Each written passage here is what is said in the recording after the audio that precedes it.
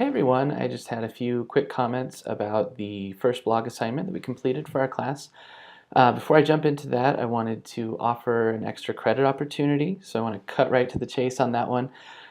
If you're interested and you would like to earn 25 points extra credit, you can reply to this video. I'm going to post it here in announcements, and I'm also going to post it to the blog, to blog number 1. If you reply to the video in blog number 1, that's where you're going to do the extra credit work.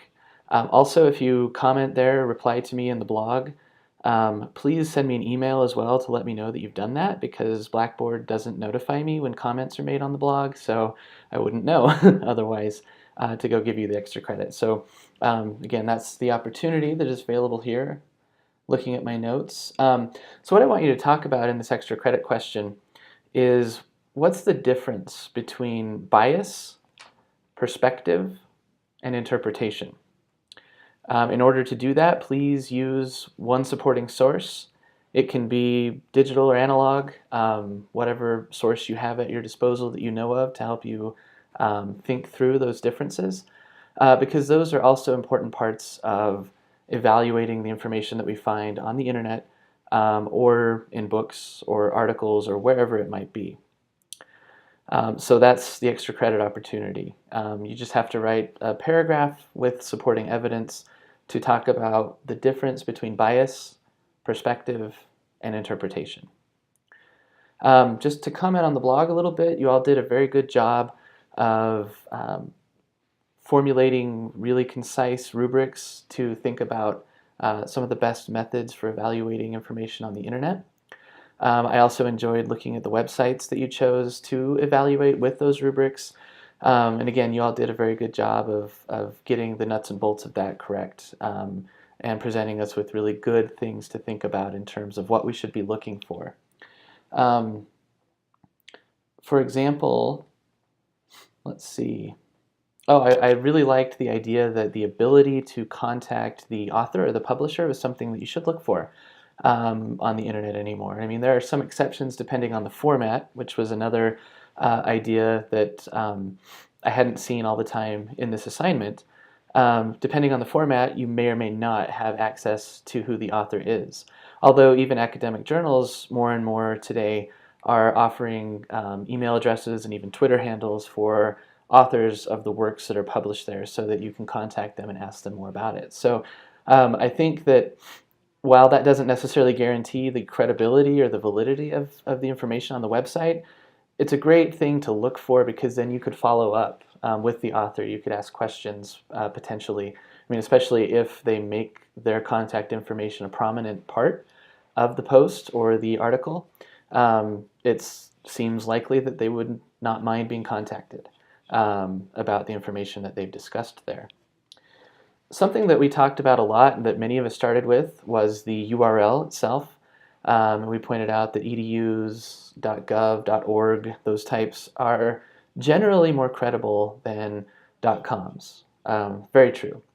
.coms can be populated or purchased by anyone, essentially. The .gov, .edu, and so on provides that extra layer of, well, this is from the government, this is from a university or an educational institution, this is from a certain organization. They have their own kind of institutional credibility on the line, so they're going to guarantee, or at least do their best to guarantee, that the information found on their website is correct and relevant. Something to think about, though, that a few of you pointed out, is that .coms aren't necessarily inaccurate or not credible. There's nothing inherently wrong with them. It's just that we have to add an extra layer of evaluation onto those. We need to compare the source to other sources, so we can get a sense of, what are the ideas, the facts that people generally talk about across the board, and how are they interpreted differently by each of these sources, and what does that say about credibility.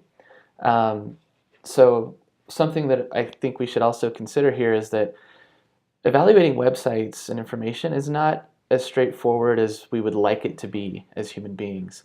The human experience is extremely messy, as is trying to study history with any accuracy and validity.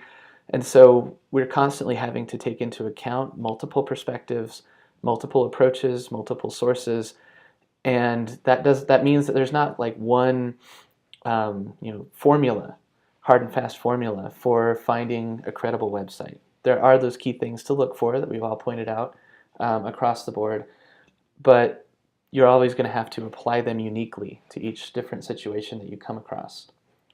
Also, going along with that notion of the URL, it's important to realize that despite that kind of extra layer of authenticity or verification that we mentioned with the .gov, the .edu, the .org, that doesn't mean that there can't be biased information or inaccurate information on those kinds of websites. There can be, it happens.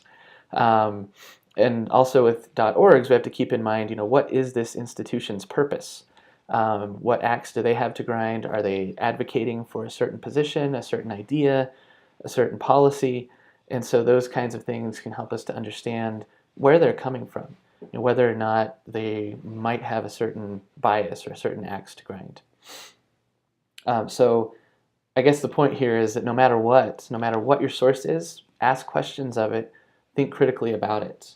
And I think that's something that we came into contact with from day one in this class, is that critical thinking is the key to really understanding what information is accurate and to getting to new interpretations and new ideas that will help us to further our knowledge.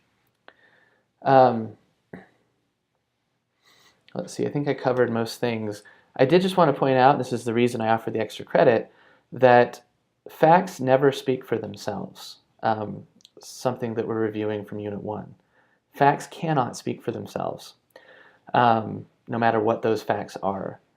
So just having a bullet list of facts, that would be the only time that an author or a publisher was simply producing the facts. If they've written any sort of narrative at all, that means there is interpretation there. That means there's potential for bias. So again, we have to ask those questions about what is the purpose of this site, this post? What is the author trying to do here? Are they trying to convince us of something? Are they just trying to be informative? Are they trying to entertain? And so those things can also help us to further evaluate the information that we find on the internet and decide what kinds of information we want to use to formulate our own interpretations of the past or of the present, depending on what it is that we're looking for. So I think I'll leave it there. And again, great work. If you have any questions or concerns, please contact me, and I look forward to continuing our work this term.